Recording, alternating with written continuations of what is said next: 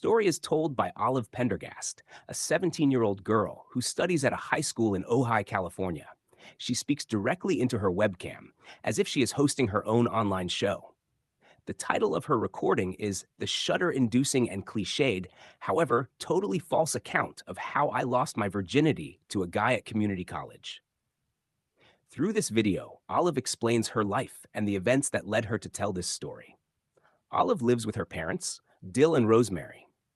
They are very open-minded and trust their daughter completely.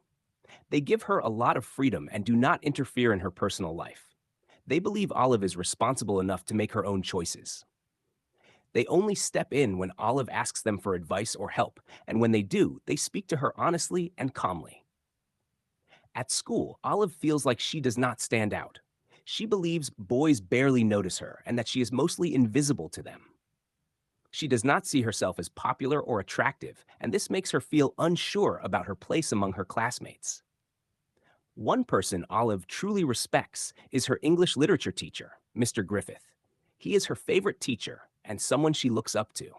He encourages her to focus on her education and to think carefully about her future. Mr. Griffith often warns her to stay away from drugs and distractions and reminds her that her studies should come first. Through her webcam narration, Olive shares these details about her life, her family, and her school. Olive Pendergast lies to her best friend, Rhiannon Abernathy, to avoid going camping with Rhiannon's hippie parents. Olive has already been on one camping trip with them before, and it made her very uncomfortable. During that trip, Rhiannon's parents got naked while having dinner, which was extremely awkward for Olive and something she does not want to experience again. To escape the camping plan, Olive tells Rhiannon that she is going on a date. She makes up a boy named George and says he studies at a community college with her brother, Chip. Chip is older and already in college, so the lie sounds believable. In reality, Olive does not go on any date at all. She spends the entire weekend at home by herself.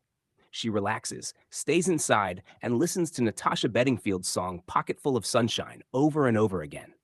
When school starts again on Monday, Olive tells Rhiannon that she probably will not see George again. Rhiannon misunderstands this and assumes that since Olive spent the whole weekend with him, they must have had sex. Rhiannon keeps asking questions and pressures Olive to explain more. Feeling trapped, Olive lies again and says that she lost her virginity to a guy from college. A girl named Marianne Bryant overhears Olive telling this lie.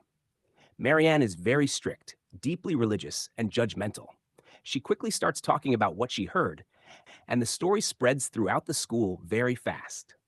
This marks the beginning of what Olive calls Phase 2, the accelerated velocity of terminological inexactitude, which means that lies travel fast. Marianne is an important and influential student at the school. She is the secretary of the student council, the chairman of the Orange Blossom Dance Committee, and the president of the Cross Your Heart Club. Because of her position and reputation, the rumor spreads even faster when she gets involved. The school's church group, which is run by Marianne, decides that Olive needs to be saved from her supposed bad behavior. They believe the rumor about her and treat it as the truth. Olive tries to explain to Marianne that what she heard during the conversation with Rhiannon was not true. She tells her that it was just a misunderstanding and a lie. Marianne refuses to listen and does not change her mind. She has already judged Olive and believes she is guilty. This is the second time Olive's private life becomes the subject of gossip at school. The first time was when she was in 8th grade. Back then, Olive was locked in a room with another student named Todd during a party. They were supposed to make out, but Todd became nervous and was not ready. He asked Olive to lie and tell people that they had kissed. Olive agreed to help him and went along with the lie. Feeling overwhelmed again, Olive talks to her parents. She does not explain everything in detail. She simply asks them to remember that she stayed at home all weekend and did not go anywhere. Her parents trust her and accept what she says. At school, Marianne's friend Nina Howell starts bothering Olive during class. Nina keeps harassing her and making comments. To make her stop, Olive angrily calls her a twat. Because of this, Olive is sent to the principal, Mr. Gibbons' office, and she is given detention. During detention, Olive is made to clean the school courts and toilets. While doing this, she talks to her friend Brandon. She finally tells him the truth about the rumor and how it all started. Brandon shares his own struggles and explains that other students bully him because he is gay. He feels invisible and unwanted.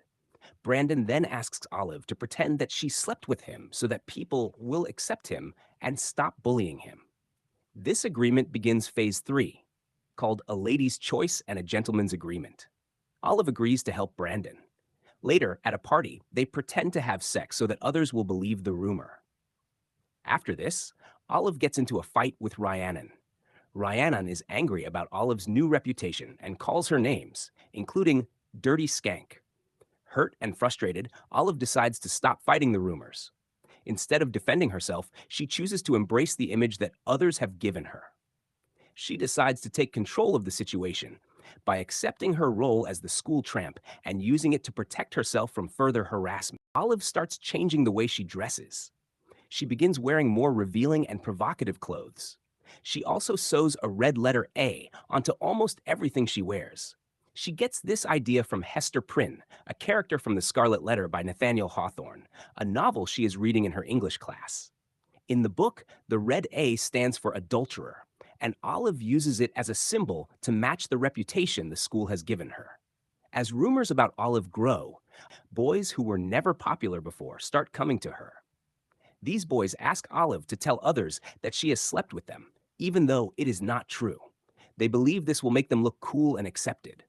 Olive agrees to help them. In return, they give her gift cards to different stores. With every lie she tells, her reputation at school grows even more. The situation becomes worse when Micah, Marianne's 22-year-old boyfriend, gets chlamydia. He actually gets it from sleeping with Mrs. Griffith, the school guidance counselor. Instead of telling the truth, Micah blames Olive for it. To protect her favorite teacher, Mr. Griffith, and to prevent his marriage from being destroyed, Olive agrees to lie again. She takes the blame and covers up the affair between Micah and Mrs. Griffith. Marianne's religious group becomes even more aggressive. Rhiannon joins them, turning against Olive completely. Together, they start harassing Olive every day. They insult her, judge her, and try to force her to leave the school. Olive later goes on a date with a boy named Anson. The date goes badly. Anson offers to pay Olive to actually sleep with him instead of just pretending like the others. This makes Olive uncomfortable and upset. After this, Olive reconnects with Todd, her old crush from middle school. Todd is now the school mascot. He talks to Olive honestly and tells her that he does not believe the rumors about her. He remembers how she once lied to protect him years ago when he was not ready for his first kiss. Because of that, he knows Olive is not the person everyone says she is.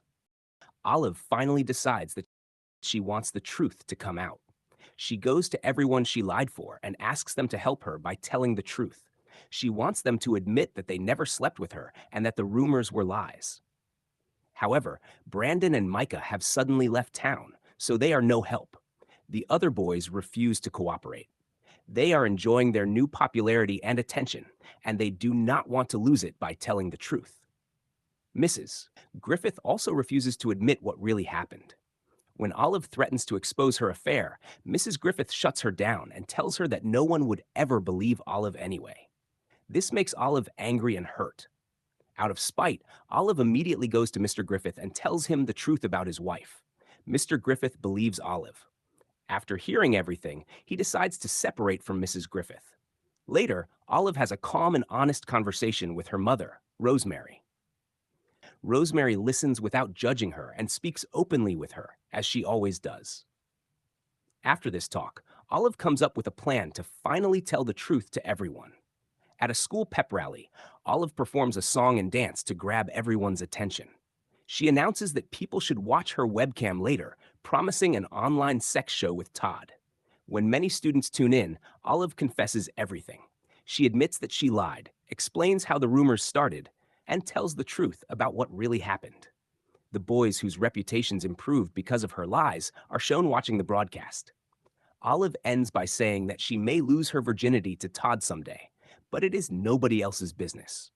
After this, Olive sends a message to Rhiannon apologizing for lying to her.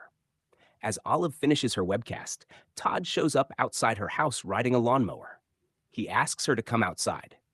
Olive goes to him. They kiss, and the two of them ride away together on the lawnmower. I need just 10 likes on this video, only 10. If you don't like it, the kitty will get angry. And no, this is not a drill. She's already watching. She's already disappointed. One more person scrolling without liking, and she's choosing violence. So please, like the video. Save the kitty. Choose peace.